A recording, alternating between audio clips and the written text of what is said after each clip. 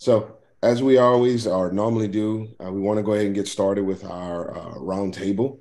I want to go ahead and allow you guys a few minutes. If there's anything that you came to this meeting having questions in regards to, and you just want to kind of put that out in the air, and we can quickly kind of answer them or kind of give you a little bit more insight as what's going on with that particular subject, feel free to do so.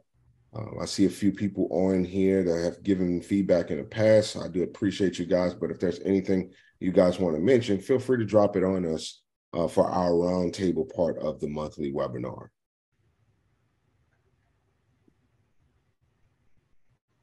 I have a question, Philip. I had some people come in here yesterday Mm-hmm. on the roadway form. The Yes, previous tons, they said still not coming over. it's not showing up. Yeah, from the previous lot. Okay. Do we have Oh, sub lot, I should say. okay? Do we have an example of that, Kevin? I can try to find one for you. Okay.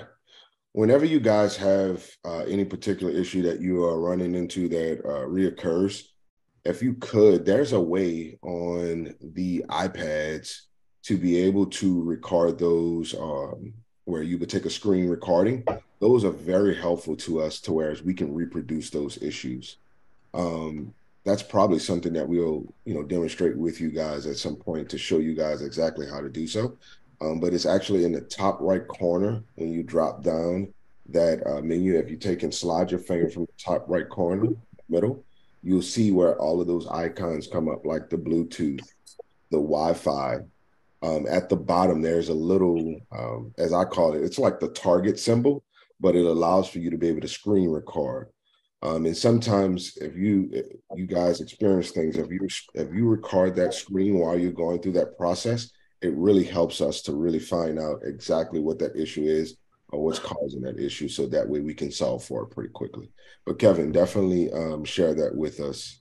Uh, Yeah, I can get you some on that.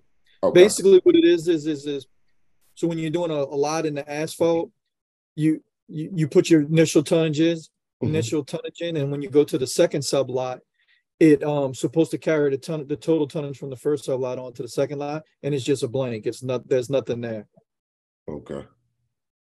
All right. But I could show you. It's just right now it's just blank. So like Okay. when you go to your second sub lot, it's just blank. It's not carrying over from the first one. So it's nothing in that field at all. Correct. Okay. Yeah, that's something we can see what's going on with that, where it's supposed to be calculating. Okay. Les, did you have something in regards to that? No, not that in particular, but I just dropped a link into the chat. That's a quick little video on how to do a screen recording. So Hmm. if you want to copy that link and watch it later. Yes, those are very helpful. I think the time that it takes us to solve for any issues that you experience with those screen recordings pretty much narrows it down, cuts that time pretty much in half most of the time, because we're then able to reproduce those issues that you experience and really dive into them. So thanks, Les, for dropping that video in there for us. Anybody else have anything that they have experienced as of late that might be an issue with a form, a report, or field book or materials in general?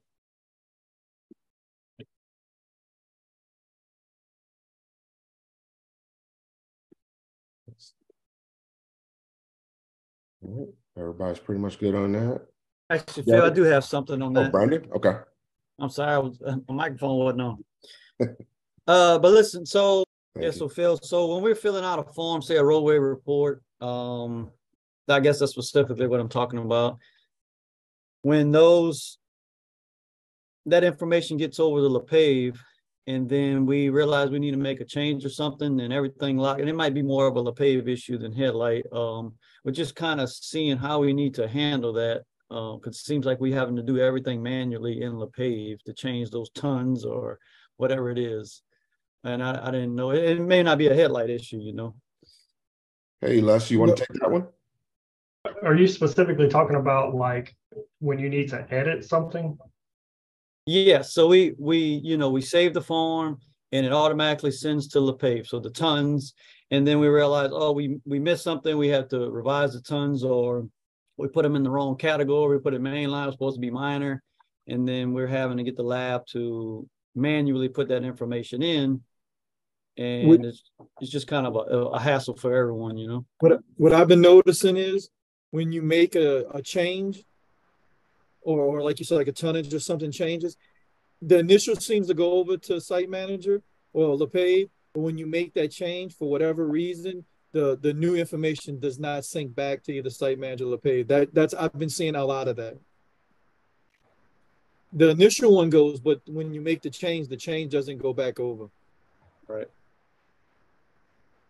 Patrick may need to step in on this one, but I believe it was set up to do a two-way sync so that anytime the form is updated, LePage is supposed to capture that updated information and send it over. But I'm talking about like if you make the change in Headlight. That's what I mean. When you make Yeah. a change in Headlight, Okay. LePage is supposed to capture that information and send it back over. So you shouldn't have to go into LePage to make the update. You should be able to update from Headlight. So there could be something wrong there. Yeah, from what I understand, Les, is it's locking that sublot, you know, it'll lock that sublot, and then I guess it's not allowing any information to come back in. And then we're having to uncheck or unlock that sublot in order to manually put information in. So again, it may be more of a LePage issue, not a Headlight. Okay, we're gonna have to look into that because I don't believe that's the way it was set up to work. Appreciate that info. We'll make a note. Yeah, we came across this the last day or two with some inspectors that when they make a change, the change is made in Headlight, but it's not being transferred either to LePage or Site Manager. You still got the original, whatever you filled out originally going in and staying. And even if you go in and try to update something, just type in remarks in Headlight, update, it still doesn't go in. I'll look at it. Sorry, I was on the phone. I came in halfway. Send me a couple examples, Kev. Okay. Most of it seems to be it's when a mistake is made. If you put the wrong material code, the wrong tonnage, and you go to update it, the update doesn't transfer over to either Site Manager or LePage. And then basically no results are there sometimes. And sometimes it's the old results that are there, not the whatever you made, changes you made. So I'll try to record some of them and send them to you.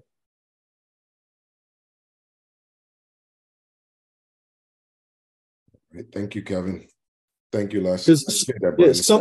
Sometimes it's the people out in the field doing it, so they just coming in and telling me, but I'll try to get them to record something next time to show you that it's not doing it for both of y'all. Yeah, that's also something that we can do as well, is put this this YouTube video that Les provided and save it to the monthly newsletter to make sure that people know how to do their screen recordings in the future to be able to send us over things that they experience. But thank you, Brandon, once again. Anybody else have any issues or things that they've come across that they want to bring to the attention of everybody else?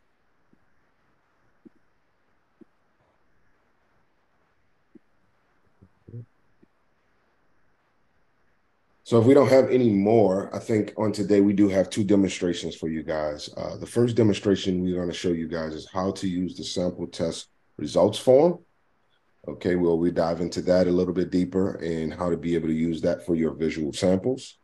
The other section of the demonstration for today is going to be Les showing you guys how to use the sample plan sign off.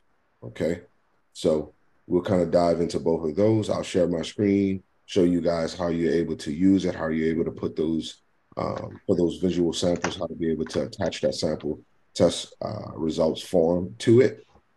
And I'll show you guys how you can access it from the materials app as well as from the Fieldbook app, okay? So let me go ahead and share my screen.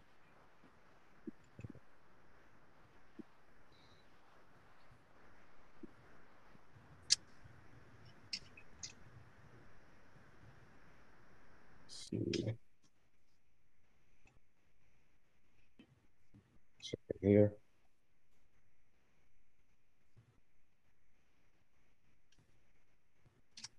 Are you guys able to see my screen or no? It's still coming through, Phil. Okay. For me, at least. Let's see what we have. All right, there we go. Are you guys seeing it? I Yes. see it. Awesome, thank you. So the first thing that we have here, we're inside of the materials app, and this is the main screen that you see. You can see a few samples are already out there. These are just the existing samples that I already have. You guys are probably familiar with that if you have accessed the materials application. But the first thing that I want to do in order for me to actually use the sample test results form is to create a sample. So I would start off by hitting the collapse menu button in the top right corner. That would then pull me down to the main menu where I can then select where I want to go. In most cases, when we use the materials app, we're going to use the dashboard to be able to start a sample. So then I would select the dashboard. It would ask me to select the project that I would like to work on. I'm going to use the training project on today. So I would come down, I would select LADOTD training 2.0.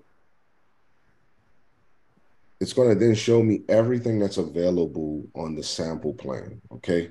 So when you guys are in, or whoever is using it in the field, if you don't have anything in the sample plan, they're not going to be able to create a sample. This is something that was new, that was changed a little while back. So make sure that you guys go in and add those samples that you want tested on the project. In this case, I do have samples already available. Let's see. I made a mistake and pressed one, but you can hit new sample and start to create a sample on that project. Most of the information will automatically pop up for you in place, to whereas you don't have to worry about adding a lot of that information. Give it 1 second. I am using my logins, which are not the natural logins, so sometimes it takes a little while.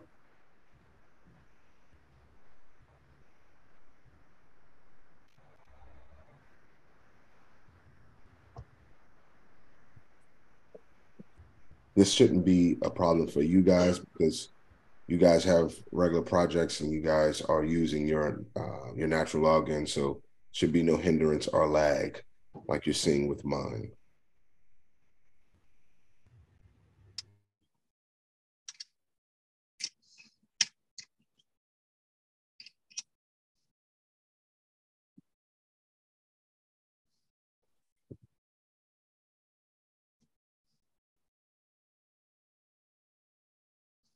This again. Pick my project. The dashboard appears. And I can scroll down to whatever sample I want. I'm going to just do this usable soil lab. And let's see if it pops up this time. The same thing on this one, Les, as well. I might have to share it. It's working for me, Phil. Okay, let me go ahead and stop and let you share.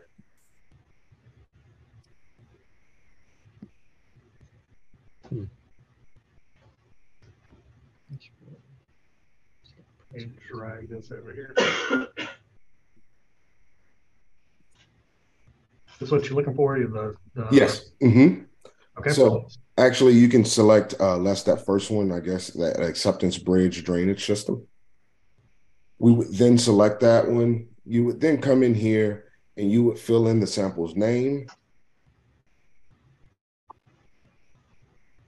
And yep. After you fill that in, all of the information we can keep the same. We don't really need to change a lot of it. It's just clearing and grubbing. You would select the destination lab. Surprised you didn't select your old unit, Les. just choosing the first one here. I picked on 256 and Alrighty. If you go ahead and scroll down after we selected pretty much everything, just the same steps that you guys were trained on how to create a sample, you'll notice that the tracking log is there. And then at the bottom, you have those 4 action links, okay? You're going to go ahead and you're going to click on create a form.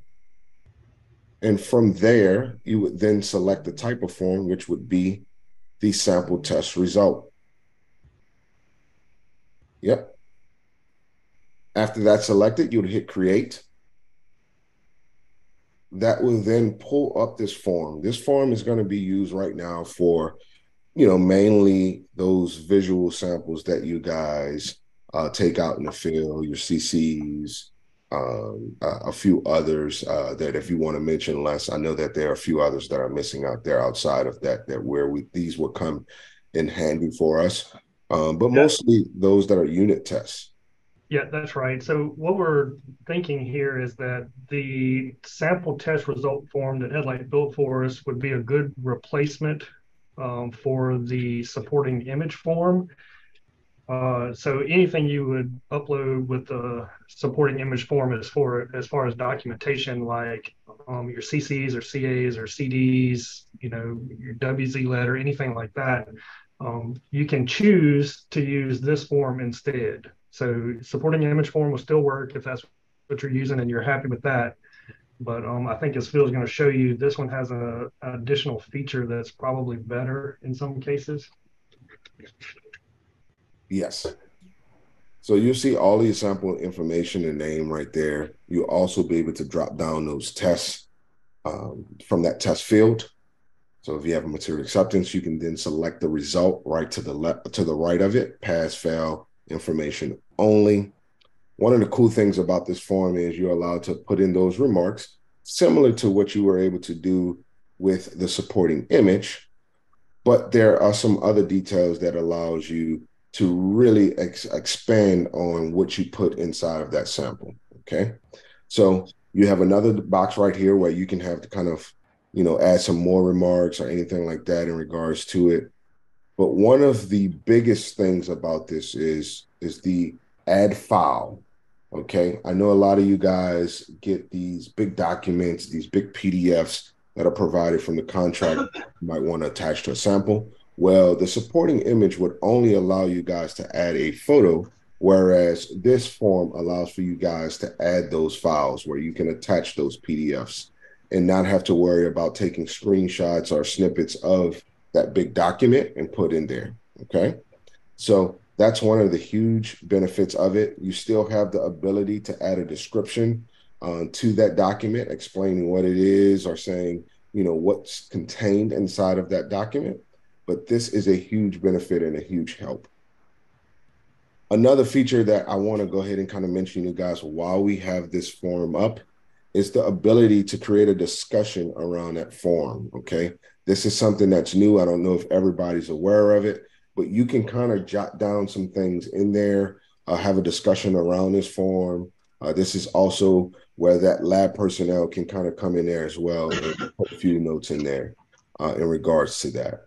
So just wanted to show you guys this. This is, as I would probably say, this is like a 2.0 to the supporting image form, where you can do a lot more than what we already had out there at the start. Thank you, Les. I really appreciate you kind of going through that with me to help out, being that I had that little issue with getting into the project. So no problem. Go ahead. I wanted to mention one of the differences in the remarks that go here and the remarks in the discussion is that you can hide them from the PDF view. So when you go to print this, obviously these remarks you want to show up. These are anything pertaining directly to the documentation. But the remarks that are made here are just a conversation between either you and the PE or whoever might be reviewing this. And so that way you could hide those remarks and they wouldn't be actually part of the document if you were to print it out and file it somewhere or something along those lines. And also something to note for now, this form was created as kind of a placeholder for the lab to enter some test results. And so that's one of the reasons why it has the pass, fail, or info here. Obviously, if you have a sample that has a material acceptance field, the field global test to it, it's going to automatically pass. And so this test result would not override the pass that you get on the sample itself. And so that's just something to note for now. We're recommending this form over the supporting image form just for the fact that you can add a file. Because we know sometimes the PE or the inspector, the lead inspector on the job, you'll get a stack of, or an email with 50 pages of guardrail CDs, and we don't want you to have to take a picture of each one of those. And so that's where the add file shows up. And just as another added benefit, before I speak, I want to make sure it's there. Maybe not. Phil, does that come over as an observation? What, the sample test results form? Yeah, when you add a file to it. No, it's it doesn't come over. Okay, all right. It's still attached to the form. Okay, that's great. So anyway, you can see where your file is there, and that works well. But the actual pass that you get on a field global sample will be when it actually syncs up with Site Manager. So just something to keep in mind. Yeah. One thing to note is that you could see that same form inside of Fieldbook as well. So unless if you can go back to Fieldbook, you go into Forms, refresh it, and you should see it right at the top where that form is inside of there. So if there are some last minute touches, or if you want to use it as reference to add notes inside of your DWR, you can definitely go in here and be able to view this as well. Yeah, this is what I was thinking about, Phil. It actually does give you an observation of that file here. So, yeah. Mm-hmm. Okay, good deal. Any questions on that?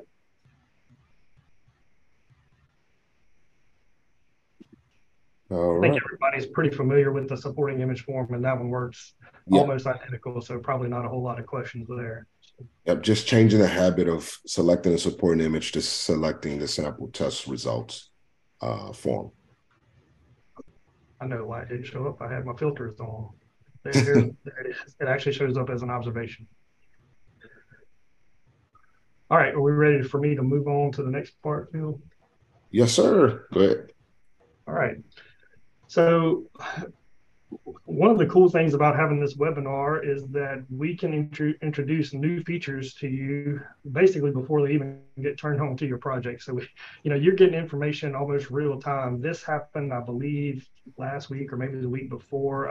I've been testing it a little bit, and it relates to the EDSM that Luana Canvas and created from when she was the materials lab engineer, kind of before she retired. And it deals with the sample plan and kind of how we're supposed to be doing that now. So one of the things we asked Headlight to do for us was to give us a way to kind of sign off on that initial sample plan to kind of match up with what the EDSM states here. And I'm going to go down to it and see if I can find. Yeah, so this is EDSM 3-5-1-2 if you need to get to it and keep a copy for yourself. But for all you PEs and district lab engineers out there, this is pretty handy to have since it deals with the 2059 ATM documentation. But basically, prior to the pre-construction conference, the PE and district laboratory engineer will prepare and authorize. That authorize is the main part here, the sampling plan for the project. And so I think what the intention here was to get that initial sample plan kind of saved into a document. It actually says here, one hard copy will be retained by project personnel and one by district lab, and then a third given to the contractor.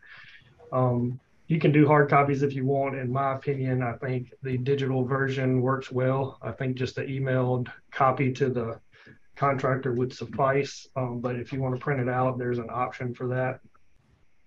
And so when we asked Headlight to do this sign off for us, this is what we're basing it on. That's why I wanted to show you this part. And so when you go over to the sample plan, you can see that I am in the sample plan checklist. So this is after you have gone through in one of the views, either the nested view or panel view, and you selected all of your sample frequencies and you've got your sample plan looking like you want it and you think it's a good sample plan. Most likely the PE and DLE have both kind of looked at it and said, yeah, this looks pretty good. Maybe even the Tech 7 in the lab has looked at it. And you would come to your sample plan checklist, and this is just how to get the initial copy signed off and saved into your project. And so this is a new button over here to the top right. that you will begin to see on your project soon. Headlight is working on turning this on for all projects. Right now, it is only on the test project that we used. And so very soon you will see this button pop up on your projects. And it's basically a form just like all the other forms. When you select that, it gives you an option here to rename it or use the name here. When you're saving this as that initial copy, I think it's a good idea to actually put initial here, and leave the date. That way you have a good copy of it. With the naming convention that this is to be saved in the project and not touched, throughout the life of the project. So we're going to save that, and it's going to bring us to I believe this is a PDF version of it. Hopefully it'll load up over here pretty quick. Yeah. Okay. So this is, as you can see, kind of the PDF version of it.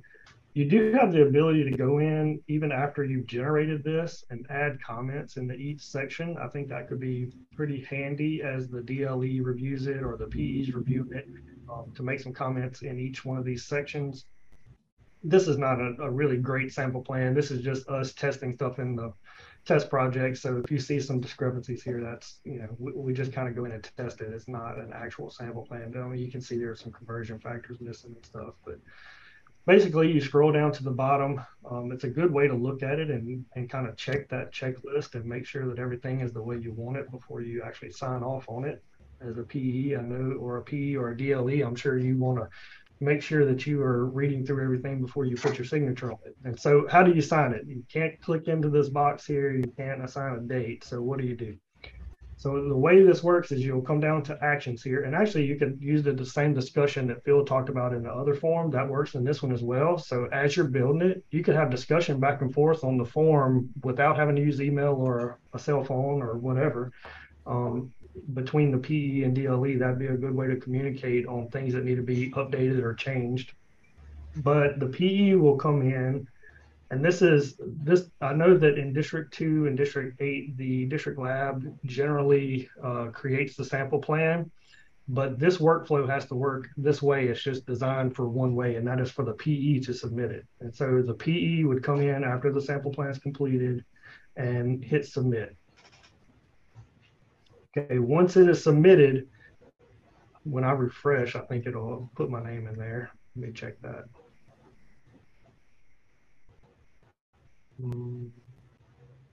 It didn't like whatever I did. Let me go over here.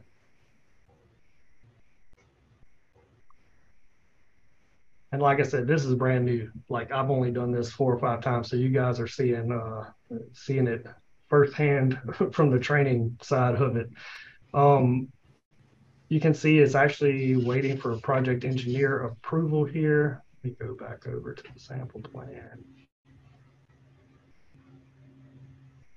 Oh, I've lost it. I don't know where my form is. Oh, there we go. Sorry about that. Maybe it doesn't put my name here. Maybe it's in the PDF version in the other part. So after the first submit, okay, I'm sorry. After the first submit, then there's an approve. So that will lock the form down. And I believe this is where the PE name will actually come in. I believe the first step was for a text 7 review, kind of like a cursory review for the submittal. Yeah, now you can see my name goes in as the PE. So your second review or the actual approval is for the project engineer name. And you can see the form is locked there. Let's see, is there another action? Actually, I think Headlight updated this, and that's why it's doing this now. I believe the second approval might be for the DLE here. Yeah, I think so. Let's go over to the test project. Let me dismiss this form. I probably should have ran through. Okay, so the second approval, that's the way it's supposed to work. Before, the DLE would have to come into Fieldbook to approve it, but Headlight has made an update because this we obviously still have a little bit of work to do on it. So as you can see, the status is approved here. So that's basically it. Your initial sample plan is done and approved, and it shows up in your project list in Fieldbook. So form number 10 approved. There's it's not actionable anymore, so it's locked down. It'll stay there through the life of the project. And obviously, you know, the sample plan is, you can still edit the sample plan throughout the life of the project. And so as you go through here, you might be making changes or adding some new materials to some line items. That's fine. That's what we want. We want you to continue to update the sample plan. It's kind of the living sample plan throughout the project, especially if there are change order items added, that kind of thing. We would want you updating the sample plan. And so with that being said, what do you do at the end? It's kind of the same thing, right? You're going to, instead of the initial sample plan, you're going to come in and grab a final sample plan with all the updates. And in the ATM or the 2059, what that does is that gives us the starting point and the ending point, right? It's really great documentation if that project were to get audited to, you know, what we started with and what we ended with. And so just wanted to briefly show you guys how to go through that workflow and get it actually approved and into your project in Fieldbook.